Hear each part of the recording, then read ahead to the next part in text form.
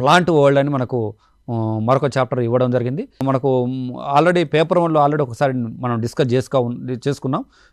ఏంటి అంటే parts of plants అని చెప్పి, దేర్ ఫంక్షన్స్ అని చెప్పి. ఈ ఏరియాలో పేపర్ 1లో కానీ పేపర్ 2లో కానీ ఇది ఖచ్చితంగా క్వశ్చన్ వచ్చేటువంటి ఏరియా. పార్ట్స్ ఆఫ్ ప్లాంట్ అన్నప్పుడు కామన్గా మనకు అర్థమైపోతుంది.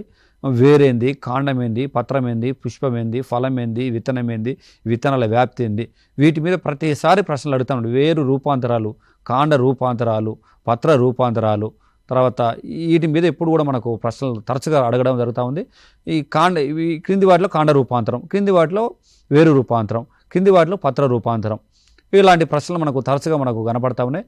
ఖచ్చితంగా ఈ పార్ట్స్ ఆఫ్ ప్లాంట్ ఏదైతే ఉన్నాయో ఇది ఈ ఏరియాని బాగా చదివితే ఖచ్చితంగా 1 నుంచి 2 ప్రశ్నలు ఎక్స్పెక్ట్ చేయొచ్చు ఈ ఏరియా నుంచి. తర్వాత ఇదే ఏరియాలో మనకి ఇచ్చినటువంటి మరొక అంశం ఫైబర్స్ ఫ్రమ్ ప్లాంట్స్ అని మరొక అంశాన్ని ఇవ్వడం జరిగింది. మొక్కల నుంచి వచ్చేటువంటి నారలు ఏంది, ఆ నారలకు సంబంధించినటువంటి అంశాలు మనకి ఇవ్వడం జరిగింది. స్కూల్ టెక్స్ట్ బుక్లో చాలా తక్కువ మొత్తంలో కంటెంట్ ఉంది. ఈ ఏరియాలో కూడా రిపీటెడ్గా రెగ్యులర్గా కాకపోయినా ఒకసారి కాకపోతే ఇంకొకసారి అయినా ప్రశ్న వస్తున్నటువంటి ఏరియా ఇది. ఖచ్చితంగా ఇది కూడా తక్కువ సమయంలో పట్టు సాధించవచ్చు కాబట్టి ఈ ఏరియాని కూడా బాగా చదివినట్లయితే మంచి స్కోర్ చేసే అవకాశం ఉంటుంది.